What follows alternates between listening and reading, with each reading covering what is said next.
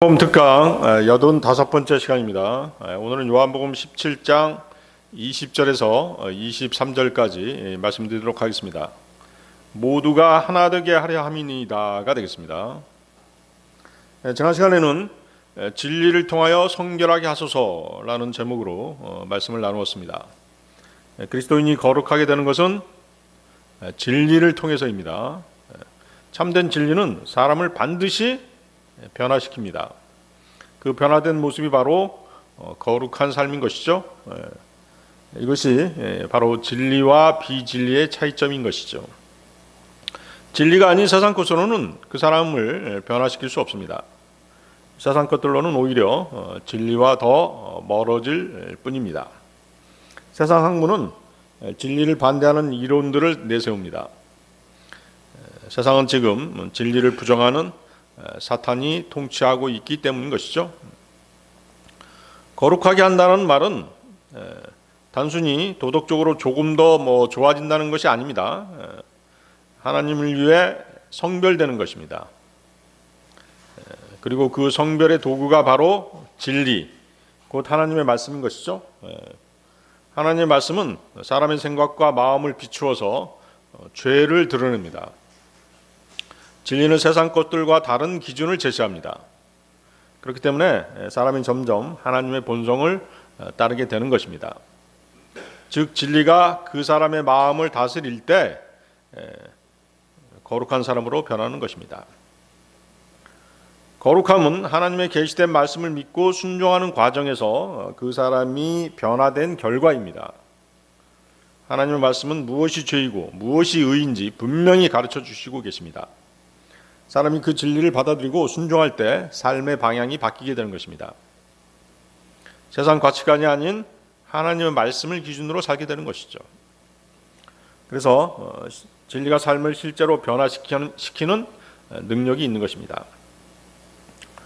성도의 거룩한 삶은 성령님께서 말씀을 사용하셔서 이루시는 사역입니다. 성령님께서는 우리 안에서 역사하시지만 그 방법은 항상 하나님의 기록된 말씀을 통해서입니다. 사람이 말씀을 읽고 듣고 묵상하고 순종할 때 거짓된 생각이 바로잡히고 죄된 습관이 고쳐지는 것입니다. 그래서 진리가 사람의 마음을 새롭게 합니다. 그 결과 삶이 거룩하게 되는 것입니다. 성결함, 즉 거룩함은 인간의 결심이나 열심만으로 생기지 않습니다. 하나님의 진리의 말씀이 자신의 마음과 생각을 다스릴 때, 그리고 성령님께서 그 진리를 적용하실 때 사람이 점점 거룩한 사람으로 변하게 되는 것입니다.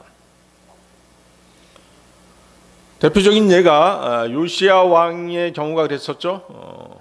성전에서 어느 날 율법책이 발견됐습니다. 그러자 요시야 왕은 그 율법의 말씀을 듣고 자기 옷을 찢으면서 회개했습니다. 열왕기하 22장 11절인데요. 열왕기하 22장 11절. 그리고 왕이 율법책의 말씀들을 들었을 때 이러한 일이 있었으니 그가 자신의 옷을 찢었도다. 회개했다는 것이죠. 회개라는 게 뭐예요? 돌이키는 것이죠. 누구에게로? 하나님께로 마음을 돌이키는 것이 바로 회개예요. 요시야 왕은 단지 하나님의 말씀에 감동만 받은 것이 아니었습니다. 율법에 따라 그렇죠? 말씀을 듣고 이거 정말 좋은 말씀이야, 감동적인 말씀이야, 이걸로 끝나면 안 된다는 것이죠. 말씀을 듣고 돌이켜야 되죠. 요시야 왕은 율법의 말씀을 듣고 우상을 제거하고 유월절을 지키고 나라를 하나님의 말씀에 따라 정결하게 했던 것입니다. 열왕기하 23장 3절이죠. 열왕기하 23장 3절. 그런 다음에 왕이 기둥 옆에 섰고 주 앞에서 언약을 맺었으니 주를 따라 살아가기로 하였고 그분의 명령들과 증언들과 규례들을 그들의 마음을 다하고 혼을 다하여 지키기로 하였으며 이 책에 기록된 이 언약의 말씀들을 수행하기로 하였더라. 그런즉 온 백성이 언약을 쫓기로 하였더라. 대단한 개혁이죠. 이스라엘 온 백성이 하나님의 말씀을 따라 살기로 결심을 한 것이에요. 여러분들도 그래야 되잖아요. 어떤 말씀이 주어졌을 때 내가 이 말씀대로 살아야 되겠다. 그것이 진정한 회개인 것이죠. 하나님의 말씀이 주어지자 죄가 드러났습니다. 그 결과 실제 거룩함의 열매가 나타나는 것입니다. 요시야 왕의 개혁은 진리가 한 사람과 한 나라를 성별시켜서 하나님께 돌이키게 한 대표적인 사건이었던 것입니다. 자, 요한복음 17장 20절로 가겠습니다. 요한복음 17장 20절.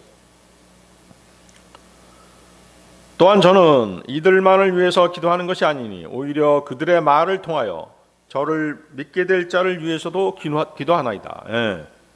자, 구주 예수 그리스도께서는 제자들 외에도 모든 세대를 통해서 그분을 믿고 따르게 될 모든 사람을 위해서 기도하신다고 말씀하십니다. 그리스도께서는 구속받은 모든 무리를 위해서 아버지께 기도를 하셨는데 7가지 정도로 정리할 수가 있습니다. 예수님이 기도하신 7가지. 첫 번째, 주님은 그들을 지켜주시도록 기도하셨습니다. 요한복음 17장 11절이죠. 요한복음 17장 11절. 거룩한 아버지여, 당신께서 소유하신 이름을 통하여 당신께서 제게 주신 자들을 지키소서. 두 번째, 그들의 즐거움을 위해서 기도하셨습니다. 요한복음 17장 13절입니다. 요한복음 17장 13절. 제가 이런 것들을 세상 가운데 전하오니 그들로 하여금 저의 즐거움을 자신들 안에서 실현하게 하려 함이니이다. 세 번째, 그들이 악으로부터 지켜주시도록 기도하셨습니다. 악으로부터 지켜주시도록 기도하셨습니다. 요한복음 17장 15절입니다. 요한복음 17장 15절. 다만 당신께서 그들을 악으로부터 지켜주시기를 기도하는 것이니이다. 네 번째, 그들이 진리로 거룩하게 되도록 기도하셨습니다. 진리로 거룩하게 되도록. 요한복음 17장 17절이죠. 당신의 진리를 통하여 그들을 성결하게 하소서. 다섯 번째, 그들의 하나됨을 위하여 기도하셨습니다. 요한복음 17장 21절입니다. 바로 다음 절인데요. 아버지여, 당신께서 제 안에 계시고 제가 당신 안에 있는 것 같이 그들 역시 우리 안에서 하나가 되게 하려 함이니이다. 여섯 번째, 주님과의 연합을 위해서 기도하셨습니다. 믿는 자와 주님과의 연합이죠. 그것을 위해서 기도하신 것이죠. 요한복음 17장 24절입니다. 요한복음 17장 24절. 아버지여, 저는 당신께서 제게 주신 그들 역시 제가 있는 곳에 저와 함께 있도록 하겠나이다. 일곱 번째, 그들의 만족을 위해서 기도하셨습니다. 요한복음 17장 24절이죠. 요한복음 17장 24절. 그들로 하여금 당신께서 제게 주신 저의 영광을 보게 하려 함이니 당신께서 세상의 기초가 세워지기 전에 저를 사랑하셨기 때문입니다. 자, 이제 이러한 기도, 여러 기도, 7가지의 이 기도의 초점을 우리가 살펴보면 궁극적으로는 뭐예요? 아버지의 사랑에 대한 요청으로 이렇게 초점이 모아집니다. 바로 뭐예요? 나를 믿고 구원받은 자들을 사랑해 주시라고 하는 그 요청으로 이제 모든 기도가 모아지는 것이죠. 그래서 거기 그들을 사랑해 달라고 하는 이유가 뭐예요? 9절 보면 아버지의 사람들이기 때문입니다. 그렇죠? 아버지의 사람들이기 때문에 사랑해 주시라고 말씀하시는 것이죠. 또 나의 모든 것은 아버지의 것이기 때문입니다. 10절이죠. 10절. 또 내가 그들 안에서 영화롭게 되었기 때문이라고 말씀하시죠. 10절. 예수님의 구속 사역으로 말미암아 그 아버지의 사람들이 된 그 구원받은 사람들, 그리스도인들 안에서 주님께서 영화롭게 되셨잖아요. 영광을 받으셨잖아요. 그렇죠? 내가 그들 안에서 영화롭게 되었기 때문에 그들을 사랑해 주십사라고 이렇게 말씀하신 것이죠. 더구나 이제 주님께서 이제 그들을 떠나셔야 하죠. 조금 있으면 이제 제자들을 떠나셔야 됩니다. 그렇기 때문에 하나님께서 그들을 지켜주시고 사랑을 베풀어 주시라고 기도하신 것입니다. 자, 주님의 이 기도 가운데에는 하나님의 가족이 된 사람들이 세상에 대해서 어떤 사람들인가에 대한 주님의 진술이 담겨져 있습니다. 자, 우리는 세상으로부터 어떤 사람들인가요? 세상 사람들이 보기에 우리는 어떤 사람들이에요? 네. 그리스도인들은 세상으로부터 누구에게? 그리스도께, 예수 그리스도께 주어진 사람들이죠. 그렇죠? 우리의 주님이 예수 그리스도시잖아요. 그렇죠? 두 번째, 우리는 구원받았지만 세상에 남아있죠. 세상에 남아있지만 어때요? 세상에 속하지 아니한 사람들이죠. 그런가요? 네, 그렇습니다. 세 번째, 하나님께서 세상의 악으로부터 보호해 주시는 사람들이 바로 우리들이죠. 우리는 하나님의 보호하심을 받고 있는 사람들이에요. 네 번째, 우리는 세상에 보내진 사람들이잖아요. 무엇을 위해서 보내지는 것이죠? 복음의 진리를 선포하도록 보내진 사람들이죠. 진리의 말씀을 선포하도록 보내진 사람들입니다. 다섯 번째, 그래서 우리는 어때요? 구령 나가서 그리스도께서 하나님께로부터 오신 분임을 세상에 알리는 사람들이죠. 예수 그리스도께서는 하나님으로부터 오신 독생자 구세주시라는 것을 우리가 증언하고 다니잖아요.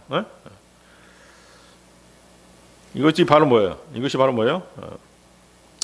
세상에 대해서 그리스도인들이 하는 일이죠. 역할인 것이죠.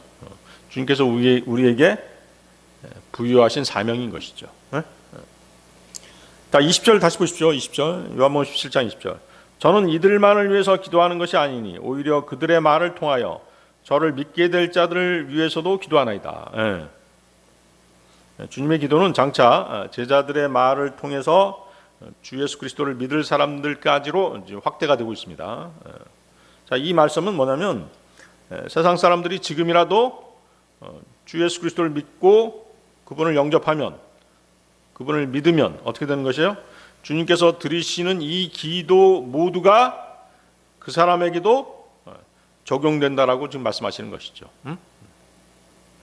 따라서 주님의 기도는 사실상 모든 그리스도인을 위한 기도인 것입니다. 주님께서는 장차 구원받게 될 모든 사람들을 내다보시면서 이 기도를 하고 계신 것이죠. 그렇지만 어때요? 예수 그리스도께서는 세상을 위해서는 기도하지 않으신다고 말씀하시죠? 세상을 위해서는 기도하지 않으세요. 요한복음 17장 9절인데요. 요한복음 17장 9절. 저는 세상을 위하여 기도하지 않고 오직 당신께서 제게 주신 자들을 위하여 기도하나이다. 이는 그들이 당신의 것이기 때문입니다. 그래서 세상을 위해서 기도하지 않으세요. 그러니까 어때요?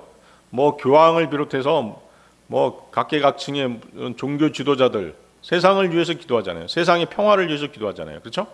무슨 뭐 크리스마스라든가 뭐 부처님 오신 날 이런 날 보면은 모여가지고 뭐예요? 세상의 평화를 위해서, 세상을 위해서 기도해요. 그렇지만 그것은 하나님의 뜻이 아니다는 것이죠. 예수님께서는 세상을 위해서 절대 기도하지 않으셨어요. 그래서 주님께서는 오직 구원받고 하나님의 자녀가 된 사람들만을 위해서 기도하십니다. 그 하나님의 자녀들만을 위해서 기도하시되 주님께서는 하나님을 향한 그들의 사랑이나 순종보다는 그들의 믿음을 근거로 그렇게 기도하시는 것이에요. 우리가 주님을 믿었기 때문에 주님께서 우리를 위해서 기도해 주시는 것이라는 것이죠. 그렇죠? 그래서 뭐라고 말씀하세요? 저를 믿게 될 자들을 위해서도 기도하나이다. 저를 믿게 될 자들을 위해서도 기도하나이다. 여러분이 구원받고 하나님의 자녀가 된 뒤에 주님께서 드리신 모든 기도가 여러분에게 축복과 사랑이 되는 것은 무엇보다도 여러분의 믿음 때문인 것이죠. 아시겠어요? 믿고 구원받았기 때문에 그래서 주님께서 여러분들을 위해서, 저와 여러분을 위해서 기도하시는 것입니다. 그럼 믿는다는 게 뭐예요? 여러분들 믿는다, 단지 구원받는다, 그게 아니잖아요. 믿는다는 게 뭐죠? 주님을 철저하게 신뢰하고 그분께 전적으로 의지하는 것이죠. 하나에서 열까지 그분께 다 맡기고 사는 것이에요. 그것이 진정한 믿음이죠. 그리고 어때요? 그분께 맡기면 우리는 쉴 수 있는 것이에요. 그분 안에서 우리는 안식하는 것이죠. 이것이 믿음이죠. 그리고 이런 우리의 믿음은 그들의 말을 통하여, 그들의 말, 제자들이죠. 즉 사도들이 예수 그리스도로부터 전해 들은 그 말씀을 통해서 형성된 믿음인 것이죠. 그렇죠? 우리가 복음을 전하는 것도 어때요?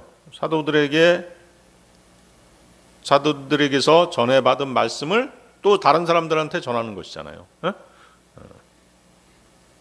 그래서 요한복음 17장 20절은 세 가지 중요한 교리를 보여주고 있는 말씀입니다. 첫 번째는 사도적 권위죠. 우리의 믿음은 사도들의 증언 위에 세워진 것이죠. 두 번째는 뭐예요? 복음 전파의 중요성입니다. 말씀이 없이는 믿음이 생기지 않죠. 말씀이 없이는 믿음이 생기지 않잖아요. 억지로 믿어라 그럴 수 없죠. 그래서 로마서 10장 17절은 뭐라고 말씀하세요? 믿음은 들음에서 오며 들음은 하나님의 말씀에 의해서니라. 세 번째 교리는 뭐예요? 예수님의 중보 기도의 범위가 제자들뿐만 아니라 모든 시대의 성도를 포함하고 있다는 사실이죠. 실제로 어땠어요? 예수님이 부활 승천하시고 오순절에 성령님이 강림하시자 베드로의 설교를 듣고 마음의 찔림을 받은 사람들, 그때 몇 명이, 3,000명이 구원받는 놀라운 역사가 있었잖아요. 또 구원받은 사람들이 또 전하고 해서 지금까지 흘러온 것이에요. 사도행전 2장 41절이죠. 사도행전 2장 41절. 그때 그의 말을 흡족하게 받아들인 자들은 침례를 받았더라. 그리고 같은 날 그들에게 약 3,000명의 혼들이 더해졌더라. 종교개혁의 선구자 누구죠? 마르틴 루터. 마르틴 루터는 예수님을 본 적이 없습니다. 그럼에도 구원받았죠? 어떻게 구원받았어요? 뭘로 구원받았는지 아세요? 마르틴 루터가 어떤 말씀? 로마서 1장 17절로 구원받았죠. 로마서 1장 17절로. 의인은 믿음으로 말미암아 살리라. 이 말씀으로 구원받은 거. 믿음은 이거 구원받는구나. 그 은혜의 말씀을 깨닫고 구원받은 것이에요. 그리고 믿은 것이죠.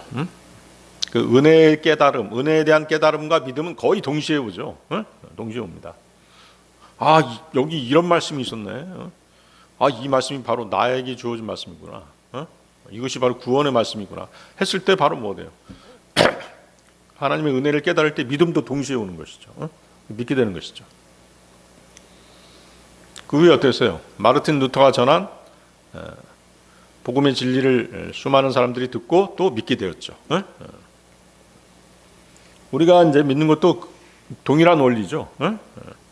우리는 사도적 복음의 연장선상에 있는 그런 자들입니다. 따라서 이 구절은 오늘 우리를 위한 기도인 것이죠. 자, 요한복음 17장 21절로 가겠습니다. 요한복음 17장 21절. 이로써 그들 모두가 하나가 되게 하려 함이니이다.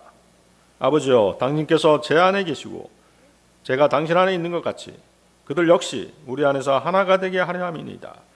이는 세상이 당신께서 저를 보내신 것을 믿게 하려는 것이니이다.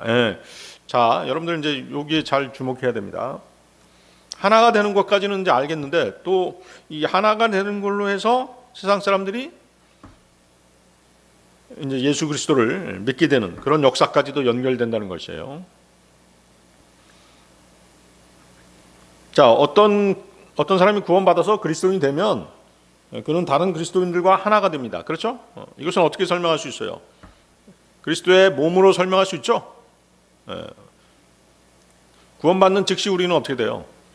성령 침례에 의해서 그리스도의 몸의 지체가 되잖아요. 그렇죠? 그래서 구원받은 사람은 성령님께서 그 영적 침례를 통해서 그리스도의 몸 안으로 집어넣어 주십니다. 그래서 그리스도의 몸의 지체가 되는 것이죠. 고린도전서 12장 13절이 바로 그 말씀이죠. 고린도전서 12장 13절. 이는 우리가 유대인들인지 이방인들인지 간에 우리가 속박된 자든지 자유로운 자든지 간에 한 영에 의하여 모두가 한 몸 안으로 침례를 받았기 때문이라. 그리하여 모두가 한 영 안으로 마시게 되었느니라. 바로 이 말씀이죠. 그분의 몸 안으로 우리가 들어가게 됐다는 것이죠. 뿐만 아니라 그리스도인은 우리 안에서, 즉 삼위일체 되시는 하나님 안에서도 영적으로 하나가 되는 것이죠. 그렇죠? 우리가 그리스도의 몸 안으로 들어갔어요. 그런데 어때요? 예수님께서는 하나님 안에 계시고 하나님은 또 예수님 안에 계시잖아요. 예수님과 하나님은 동격이잖아요. 그렇죠? 그렇기 때문에 우리도 어떻게 돼요? 아버지께서 영적으로 예수 그리스도 안에 계시고 또 그리스도께서도 영적으로 아버지 안에 계시죠. 또 우리도 그리스도 안에 있죠. 그리고 또 어때요? 또 하나님 안에 있게 되죠. 하나님도 우리 안에 계시죠. 그리스도께서 우리 안에 계시기 때문에 정확하게 연결되죠. 그래서 이 하나됨이라고 하는 것은 기독교, 지금 작금의 그 기독교 교파에서 그 말하는 에큐메니칼 운동이 결코 아닙니다. 주님께서는 지금 뭐 로마 카톨릭과 은사주의 교회, 뭐 침례교회, 장로교회, 감리교회들이 하나로 통합하게 해달라고 그렇게 기도하시는 것이 아니죠.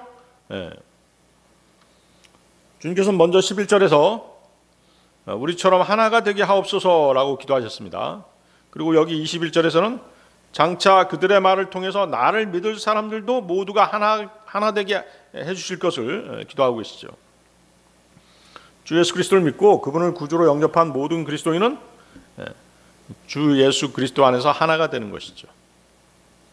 그래서 유기체인 교회, 그리스도의 몸을 이루는 것이에요. 그런데 예수 그리스도께서는 아버지 하나님 안에 계시고 하나님 아버지께서도 예수 그리스도 안에 계시죠. 그래야 그리스도 안에 있는 모든 성도들은 자동적으로 하나님 아버지 안에 있게 되는 것이죠. 하나님 아버지 역시 또한 자동적으로 우리 안에 계시는 것이죠. 이러한 관계는 그야말로 하나님이 아니시면 그 누구도 이룰 수 없는 아주 신비로운 현상이죠. 눈에 보이지 않는 아주 신비로운 현상입니다. 뿐만 아니라 구원받은 모든 사람이 그리스도 안에서 한 몸을 이룬다는 사실 또한 하나의 신비죠. 신비, 미스터리입니다. 바울도 그리스도 안에서 한 몸이 되는 것을 두고 그리스도의 몸의 신비라고 말했죠. 그리스도의 몸의 신비죠. 에베소서 3장 3절 6절입니다. 에베소 3장 3절에서 6절.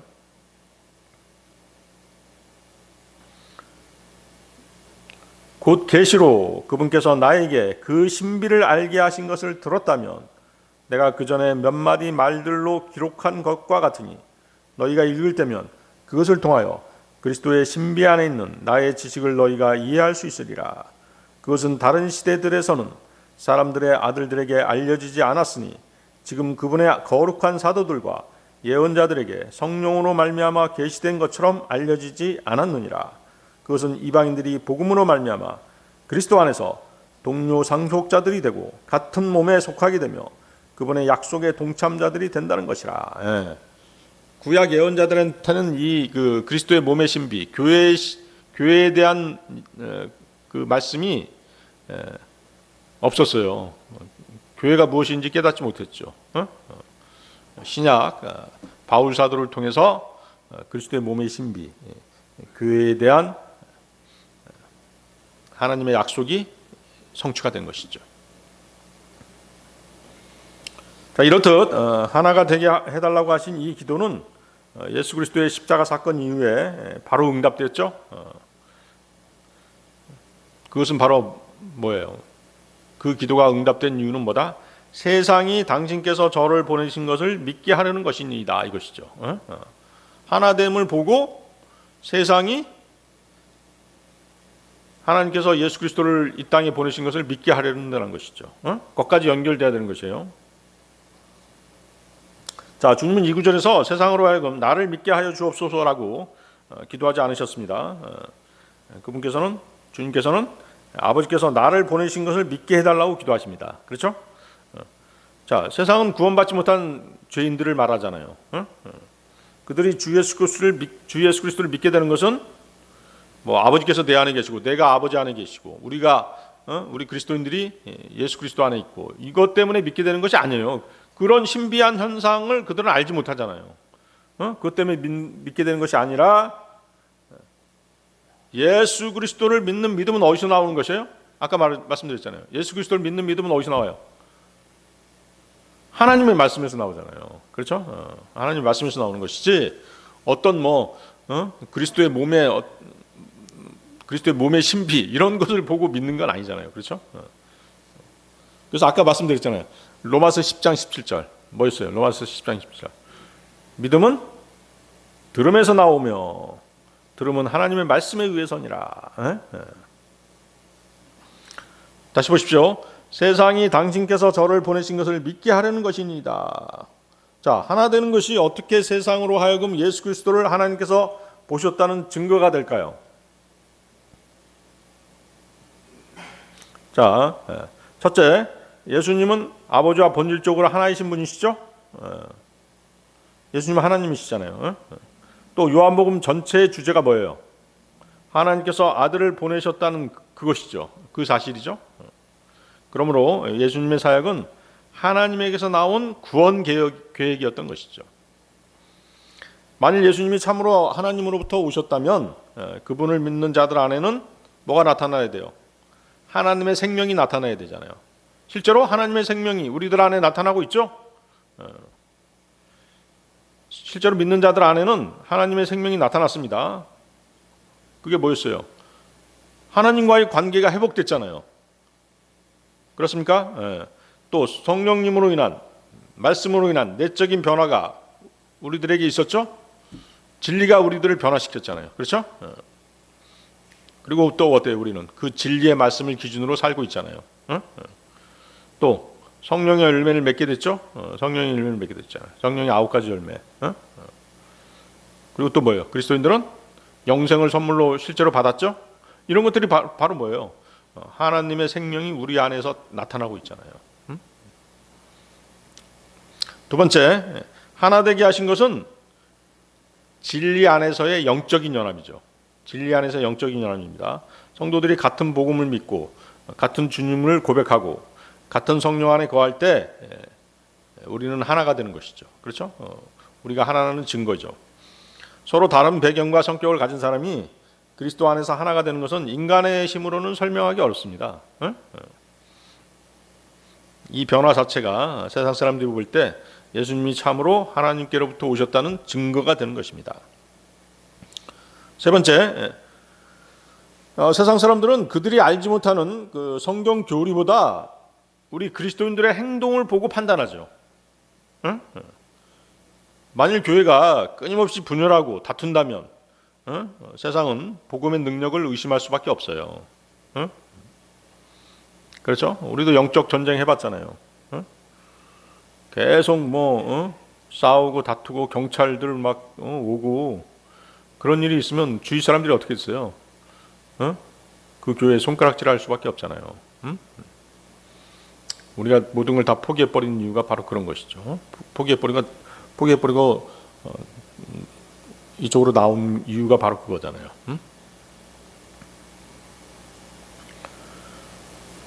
자, 그러나 이제 진리 안에서 사랑으로 하나가 된 지옥교회는 세상 사람들에게 이 일은 하나님이 하신 것이라는 생각을 갖게 만드는 것입니다.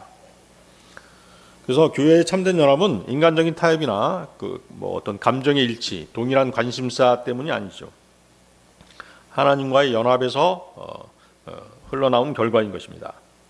아버지와 아들이 하나이신 것처럼 성도들이 그리스도 안에서 하나가 될 때 그 연합은 예수님을 하나님이 보내셨구나 하는 생각을 갖게 하는 것입니다. 다시 말해 교회의 거룩한 삶과 진리 안에서의 하나됨은 예수님은 하나님께서 보내신 분이시다라는 사실을 세상에 증명하는 살아있는 증거가 되는 것이에요. 아시겠죠? 나는 그리스도인이다라고 하면서 세상 사람들보다 더 악하게 살면 어떻게 되겠어요? 그럼 뭐예요? 예수님을 증거하는 삶이 아닌 것이죠? 그렇죠. 오히려 예수님을 욕먹이는 삶인 것이죠. 그래서 우리는 항상 세상에 나가서 빛과 소금의 역할을 해야 되는 것이에요. 그래서 예수님을 염두에 둬야 되는 거예요. 예수님을 증거하는 사람들이다 하는 그리스도인들의 사명을 잊지 말아야 되는 것이죠. 자, 오순절 성령 강림 이후에 어땠어요? 초대교회 성도들은 한 마음으로 모였죠? 한 마음으로 모였습니다. 그때 어떤 식으로 자신들의 믿음을 지켰죠? 재산까지 막 다 내놨잖아요. 재산까지 내놓고 서로 통용했잖아요. 또 함께 기도하고 함께 빵을 떼었습니다. 그 결과가 무엇이었죠? 사도행전 2장 47절인데요. 사도행전 2장 47절. 주께서 교회에 그와 같이 구원받아야 할 자들을 매일 더해 주셨더라. 그래서 초대교회 성도들의 연합은 복음 중심의 연합이었습니다. 그들은 사도의 가르침을 함께 받고 함께 기도했습니다. 또 함께 빵을 떼었습니다. 이 모습은 세상 사람들에게 아주 강한 인상을 남겨주었던 것이죠. 서로 다른 배경의 사람들이 한 마음이 돼서 함께 모여서 네 것 내 것 없이 재산까지도 다 공유하면서 서로 사랑하며 살아가는 모습을 보고 세상 사람들은 저 사람들은 진짜 하나님께서 보낸 사람들이구나, 하나님께서 보내신 예수 그리스도를 믿는 사람들이구나, 그런 생각을 가질 수밖에 없는 것이에요. 그런 초대교회 성도들의 모습은 바로 뭐예요? 인간적 이해관계를 넘어서는 그런 것이었잖아요. 그렇죠? 자, 요한복음 17장 22절로 가겠습니다. 요한복음 17장 22절. 그리하여 당신께서 제게 주신 영광을 그들에게 주었나이다. 이로써 우리가 하나인 것 같이 그들도 하나가 되게 하려는 것이옵니다. 예수님께서 받은 영광을 우리들에게 주셨다라고 말씀하시죠? 자, 그런데 이제 이 구절은 21절하고 함께 에큐메니칼 운동을 하는 자들이 아주 굳게 붙잡고 있는 그런 구절이죠.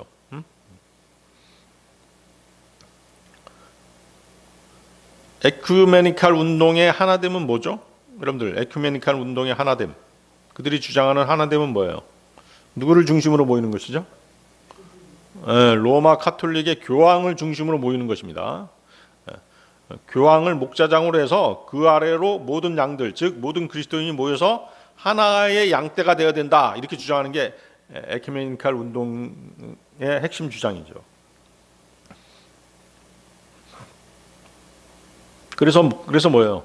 교황을 뭐라고 그래요? 목자장이라고 부르잖아요. 그래서 교황을 목자장이라고 부르고 그리스도의 대리인이다, 이렇게 부르잖아요. 그렇죠? 근데 어때요? 21절이나 22절은 교회 통합과는 아무런 관계가 없는 구절이죠.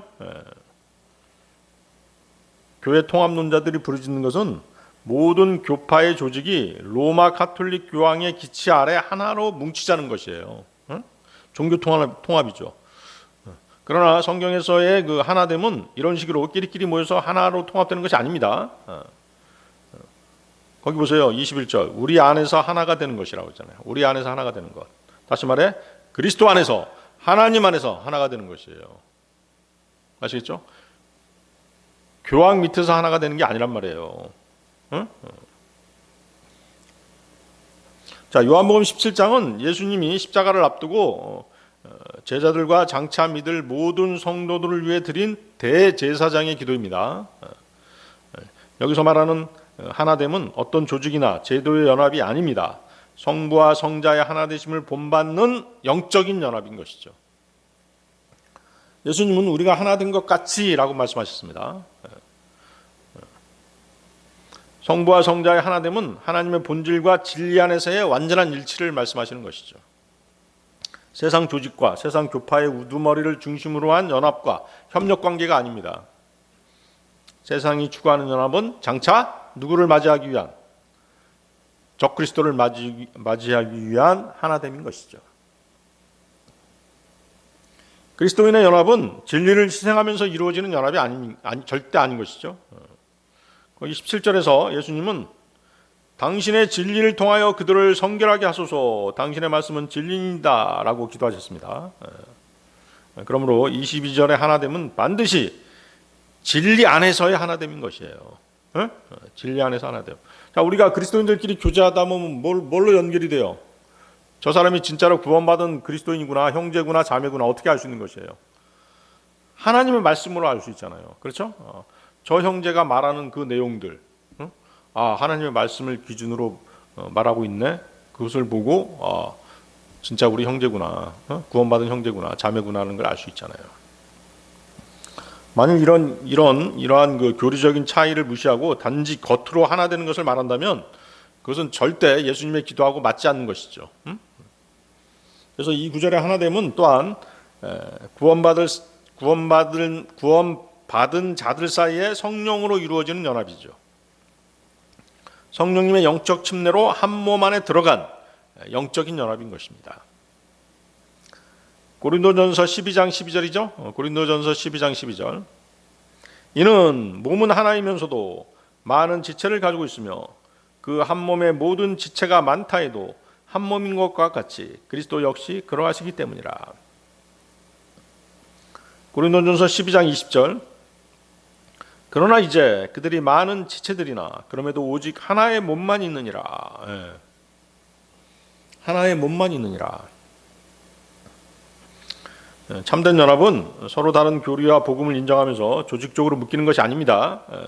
참된 연합은 이미 거듭난 자들, 구원받은 자들 안에서 성령께서 이루시는 실제적인 연합인 것입니다. 그래서 본절은 교회들이 제도적으로 하나의 조직으로 연합해야 된다는 그런 명령이 아닌 것이죠. 이미 구원받은 자들이 그리스도 안에서 누리는 영적인 연합입니다. 따라서 이 구절은 진리 안에서 거듭난 자들이 성령으로 하나 되는 영적인 연합인 것입니다. 그 하나됨의 기준은 뭐다? 그 하나됨의 기준, 우리가 하나됨의 기준 뭐죠? 하나님의 말씀과 복음의 진리인 것이죠. 그것을 기준으로 묶이는 것이에요, 우리가. 자, 예수 그리스도께서는 이미 구원받은 우리 안에 들어와 계십니다. 그렇죠? 여러분은 그분 안에 들어가 있으며 그리스도께서 하나님 안에 계시고 하나님께서는 또 그리스도 안에 계십니다. 우리 또한 하나님 안에 있습니다. 하나님께서는 또 우리 안에 들어와 계시죠. 이것은 구원받은 모든 성도에게 이미 완성된 일이에요. 그렇죠? 예수 그리스도께서는 자신과 하나님 그리고 모든 성도가 하나가 되기를 기도하시는 것입니다. 이 기도는 이미 그리스도의 부활 이후에 응답되고 성취된 사실인 것입니다. 자, 보세요. 계속 보십시오. 당신께서 제게 주신 영광을 그들에게 주었나이다. 당신께서 제게 주신 영광을 그들에게 주었나이다. 자, 여기서 말하는 영광은 예수님이 하나님으로서 본래 가지고 계신 영광을 말하는 것이 아닙니다.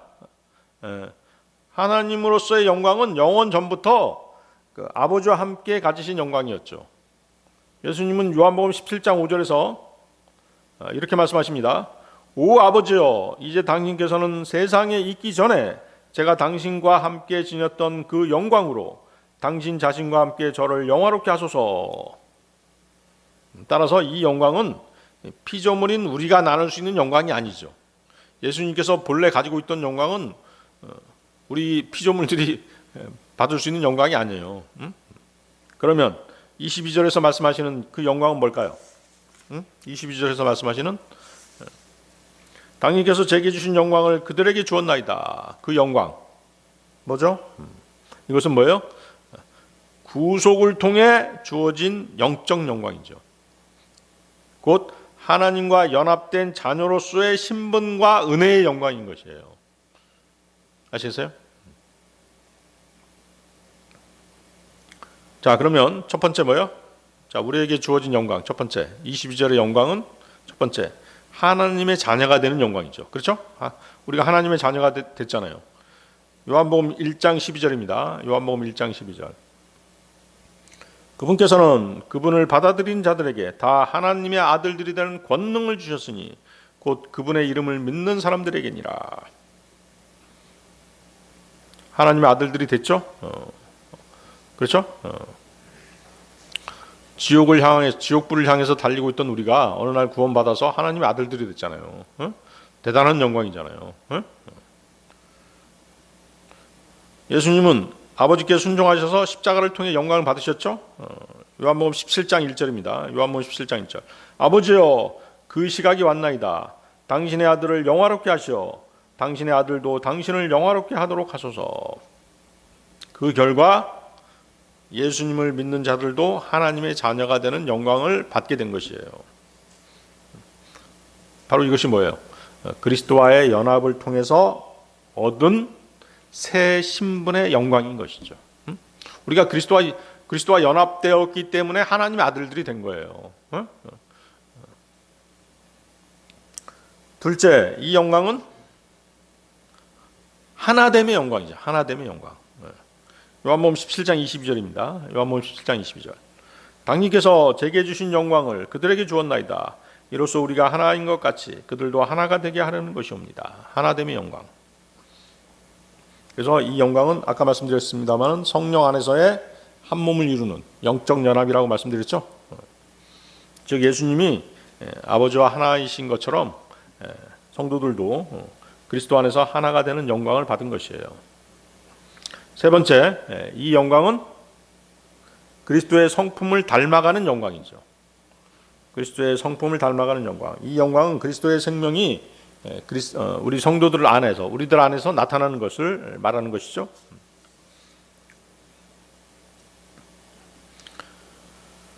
예수님의 거룩하심과 그분의 순종의 삶이 성도 안에서도 나타나는 것이 바로 그 영광이에요. 과거의 우리와 구원받은 후에 우리의 삶을 한번 비교해 보세요. 과거에 얼마나 우리 추악하게 살았습니까? 지금은 어때요? 하나님께 영광 돌리는 삶을 살잖아요. 말씀에 순종하면서 살잖아요. 그렇죠? 네. 말씀에 순종하면서 살고 계신가요? 네. 따라서 그 요한복음 17장 22절에서 그리스도인들에게 주신 영광은 예수님의 하나님으로서의 영광을 나누어 주셨다는 뜻이 아니라 예수님의 구속 사역을 통해 믿는 자들에게 주어진 새 신분, 영적인 연합, 거룩한 변화의 영광을 말하는 것이에요. 이해하시겠죠? 네. 이 영광은 십자가의 부활을 통해서 주어진 것입니다. 성령님 안에서 실제로 행해졌죠. 그리고 마지막 날 완전히 성취되게 되는 것입니다. 로마서 8장 30절인데요. 로마서 8장 30절. 이뿐만 아니라 그분께서는 자신이 예정하신 자들을 또한 부르셨도다. 그리고 그분께서는 자신이 부르신 자들의 정당함을 또한 입증하셨도다. 그리고 그분께서는 자신이 그 정당함을 입증하신 자들을 또한 영광스럽게 하셨도다. 그렇죠? 영광스럽게 하셨도다.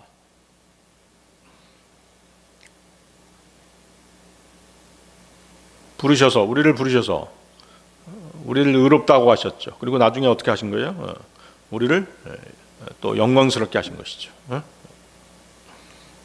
그래서 이 구절은 로마서 8장 3절은 우리가 이미 그리스도 안에서 대단히 존귀한 위치에 놓였다는 사실을 보여주는 아주 소중한 말씀인 것이죠.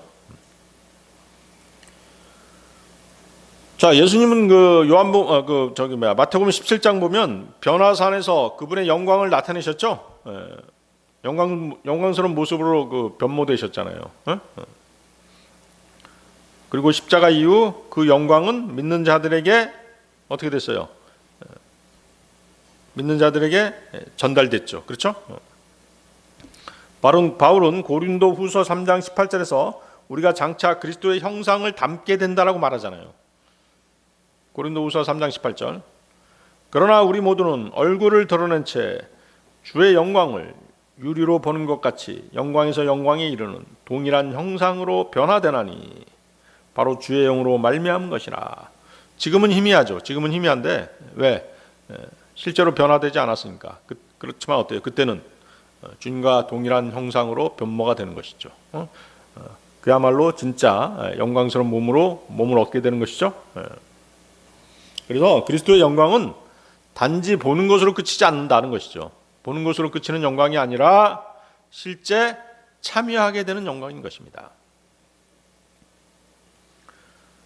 자, 요한복음 17장 23절로 가겠습니다.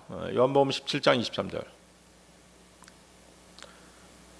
제가 그들 안에 있고 당신께서 제 안에 계시니 그들이 하나 안에서 완전해지도록 하려 함이니이다. 그리고 이로써 당신께서 저를 보내신 것과 저를 사랑하신 것 같이 그들을 사랑하신 것을 세상으로 하여금 알게 하려 함이니이다.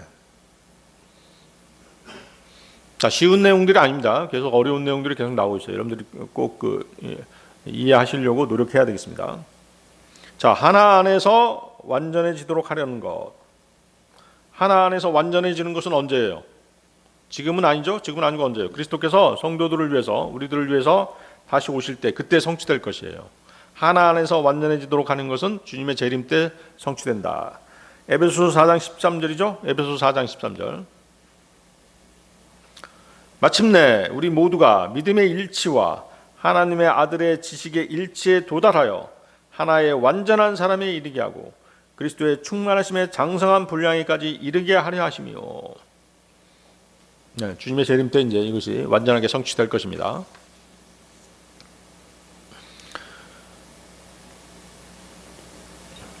또 어때요? 주님께서 이제 그 교회를 점이나 주름이나 그러한 것이 조금도 없는 영광스러운 교회로 자신에게 제시하시고 오직 그것을 거룩하고 흠없게 하시는 것도 바로 뭐예요? 그분의 재림 때죠. 그분의 재림 때입니다. 지금은 모든 것이 불완전하잖아요. 완전하지 않죠. 자, 계속 보십시오. 23절. 당님께서 저를 보내신 것과 저를 사랑하신 것 같이 그들을 사랑하신 것을 세상으로 하여금 알게 하려 함이니이다. 하나님께서 택하신 자들이 모두 하나로 모아질 때, 그리고 그들이 하나로 온전함을 이루었을 때, 바로 그때 세상은 하나님의 능력과 그분의 백성들에 대한 은혜와 빛과 사랑이 분명하게 나타나는 것을 보게 될 것입니다. 또한 이 영광스러운 연합을 가능하게 하기 위해서 죽으신 분은 바로 누구세요? 하나님의 보내심을 받은 바로 그분 예수 그리스도시라는 것을 세상이 알게 되는 것입니다. 그때 아버지께서 아들을 사랑하신 것 같이 그들도 아버지의 사랑을 받았다는 것을 알게 되는 것이죠. 지금은 우리가 사랑을 받고 있죠. 그렇지만 완전하게 되는 것은, 세상 사람들이 완전히 그 사실을 알게 되는 것은 주님의 재림 때 이제 알게 되는 것이죠. 그래서 골로새서 3장 4절은 뭐라고 말씀하세요? 골로새서 3장 4절. 우리의 생명이신 분 곧 그리스도께서 나타나실 때면 너희 역시 그때 영광 가운데서 그분과 함께 나타나게 되리라. 바로 이것이 뭐예요? 우리 영광의 소망이죠. 영광의 소망. 그래서 그날의 재림 때 주님은 성도들에게서 영광 받으십니다. 또 모든 믿는 자들에게서 높임을 받으시고 우러름을 받으시게 될 것입니다. 데살로니가 후서 1장 10절인데요. 왜 이렇게 영광을 받으시는 것이에요? 그분을 통해서 우리가 영광스럽게 되었기 때문에 그렇게 되는 것이죠. 당연한 얘기죠. 데살로니가 후서 1장 10절. 그날은 그분께서 오시어 자신의 성도들 가운데 영광을 받으실 것이요 믿는 모든 자들 안에서 추앙 받으실 때라. 이는 우리의 증언이 너희 가운데서 믿어졌기 때문이라.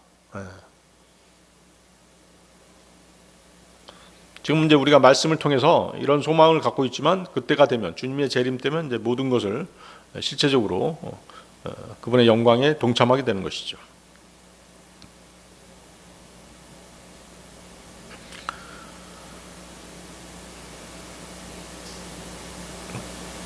자, 그다음 계속 보세요. 하나님께서 그리스도를 사랑하신 것 같이 성도들을 사랑하신다. 거기 보세요. 거기 그 말씀 있죠? 당신께서 저를 사랑하신 것 같이 그들을 사랑하신 것을 세상으로 하여금 알게 하려 함이니이다. 하나님께서 우리를 사랑하신다고 말씀하시잖아요. 정말 대단히 영광스러운 말씀이죠. 하나님께서는 누구를 사랑하시기 때문에?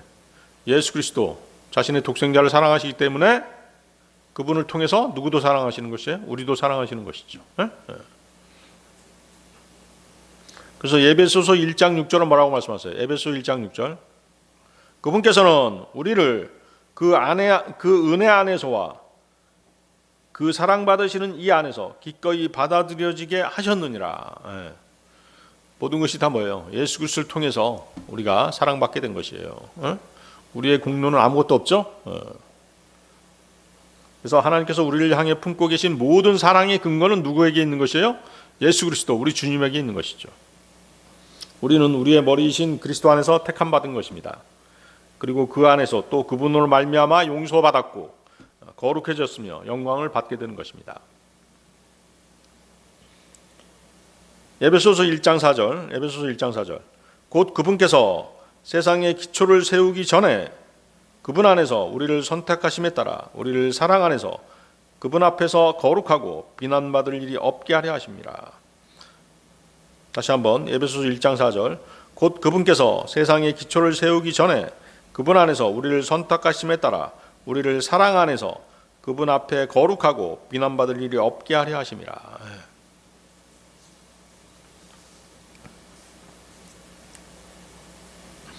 하나님의 사랑에 따른 이 모든 은혜의 열매들은 우리가 그리스도의 공로로 말미암아 얻게 된 것입니다. 그래서 예수 그리스도의 공로로 인해서 세 가지 중요한 목적이 달성됐습니다. 첫째, 어떻게 됐죠? 예수 그리스도의 공로로 이루어진 것들, 하나님이 목적하신 것들. 첫 번째, 우리와 하나님이 화해하게 되었죠. 화목하게 되었죠. 그렇습니다. 죄 때문에 인간은 하나님과 원수가 된 상태였잖아요. 로마서 5장 10절인데요. 로마서 5장 10절. 이는 우리가 원수되었을 때 그분의 아들의 죽음을 통하여 우리가 하나님과 화해하게 되었다면 화해하게 된 우리는 더욱더 그분의 생명을 통하여 구원받을 것이기 때문이라. 예수 그리스도의 십자가로 하나님의 공의가 만족되었어요. 우리가 죽임을 당하고 죄 때문에 심판받고 죽임을 당하고 지옥불에 던져져야 됐지만 예수님께서 그 모든 죄값을 대신 받으셨죠? 죄값을 다 대신 치르셨잖아요. 그래서 하나님의 공의가 만족됐던 것이죠. 하나님의 공의는 뭐예요? 하나님의 거룩하심은 죄인을 미워하시고 죄인들을 미워하시잖아요. 하나님의 공의로우심은 죄인들을 반드시 심판하시는 것이잖아요. 죄를 결코 묵과하지 않으시는 분이 바로 하나님이세요. 그것이 하나님의 공의잖아요. 그런데 예수 그리스도를 십자가에서 처형하심으로써 하나님의 공의가, 하나님의 심판이 다 만족하신 것이에요. 그래서 하나님께서는 더 이상 우리를 심판의 대상으로 보지 않으시고 화해한 자로 받아주신 것이죠. 둘째, 첫 번째 하나님과 화해하게 됐고, 두 번째 뭐죠?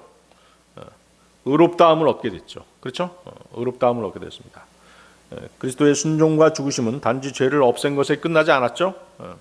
그분의 의가 믿는 자에게 어떻게 됐어요? 전가됐다고 말씀드렸잖아요. 하나님은 우리를 죄인으로 보지 않으시고 그리스도의 의를 입은 자로 보시는 것이에요. 로마서 3장 24절이죠. 로마서 3장 24절. 그리스도 예수 안에 있는 구속을 통하여 그분의 은혜로 값없이 정당함을 입증받았느니라. 정당함을 입증받았다. 바로 우리를 의롭다고 보신 것이죠. 로마서 5장 19절.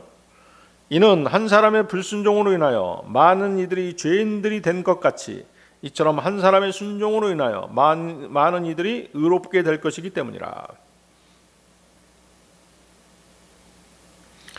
아담의 불순종으로 인해서 모든 사람이 죄인이 됐죠. 그렇지만 예수 그리스도의 순종으로 말미암아 모든 사람들이 의인이 된 것입니다. 자, 세 번째는 뭘까요? 그리스도의 공로로 인해서 이루어진 세 가지 목적 중 세 번째, 하나님의 사랑이 대상이 됐죠. 하나님의 사랑이 대상이 됐습니다. 이것이 요한복음 17장 23절의 그 핵심 내용이죠. 우리는 단지 용서만 받은 죄인이 아니라 하나님께서 아들을 사랑하시는 그 사랑 안에 포함된 자가 된 것이에요. 요한일서 3장 1절. 보라, 우리가 하나님의 아들들로 불리도록 아버지께서 어떤 방식의 사랑을 우리에게 부여하셨는가. 우리를 사랑하셨기 때문에 우리를 자녀로 입양하신 것이죠. 에베소서 1장 5절. 그분께서 자신의 뜻에 속한 선한 기쁨을 따라 예수 그리스도를 통하여 우리를 자신의 자녀들로 입양하실 것을 예정하셨으니. 그래서 그리스도 안에서 우리는 하나님의 자녀가 된 것이죠. 하나님은 우리를 아들처럼 사랑하십니다. 이 모든 것이 누구? 예수 그리스도, 우리 주님의 공로인 것이죠. 우리가 뭘 해서 그렇게 된 것이 아니잖아요. 자, 그 사울 예전에 옛날에는 사울이었죠. 구원받은 후에는 이제 바울이 됐는데 사울이 다마스커스로 그리스도인들을 잡으려고 이제 막 다마스커스로 향하다가 누굴 만나게 돼요? 예수님을 만나게 되죠. 다마스커스로 가는 길에서 예수님께서 바울에게 이제 말씀하십니다. 사울아, 사울아, 내가 어찌하여 나를 박해하느냐? 사울은 지금 누구를 잡으러 가는 것이에요? 그리스도인들을 잡으러 가잖아요. 그런데 예수님께서 뭐라고 말씀해요? 왜 나를 박해하느냐? 바로 뭐예요? 그리스도인들, 즉 교회가 그분의 몸이기 때문에 왜 나를 박해하느냐 이렇게 말씀하신 것이잖아요. 이것은 단순한 비유가 아니죠. 예수 그리스도께서 성도들 안에 실제로 거하시기 때문에 그렇게 말씀하신 것이죠. 그렇죠? 그래서 예수님께서 뭐라고 말씀하셨어요? 제가 그들 안에 있고 당신께서 제 안에 계시니 제가 그들 안에 있고, 그렇죠? 주님께서 우리 안에 계시잖아요. 왜 나를 박해하느냐 이렇게 말씀하신 것이죠. 그래서 전혀 다른 배경을 가진 사람들이 한 지역 교회 안에 함께 모이고 그렇게 살아가는 것이죠. 그래서 사회적으로는 어때요? 갈등해야 될 그런 집단이죠. 사실은 갈등이 많을 수밖에 없는 그런 집단인데 그리스도 안에서 하나가 되는 것이에요. 세상은 이 사실을 설명할 방법이 없어요. 어떻게 저렇게 되는 것이지? 설명할 수가 없죠. 그러나 무엇은? 복음은 설명할 수 있죠. 진리의 말씀은 그 사실을 증명할 수 있죠. 왜? 어떻게? 왜 이것이 가능하냐? 그리스도께서 우리 안에 계시기 때문에 가능한 것이다. 그렇죠? 세상 사람들은 이 사실 모르잖아요. 네, 오늘 여기까지 하겠습니다.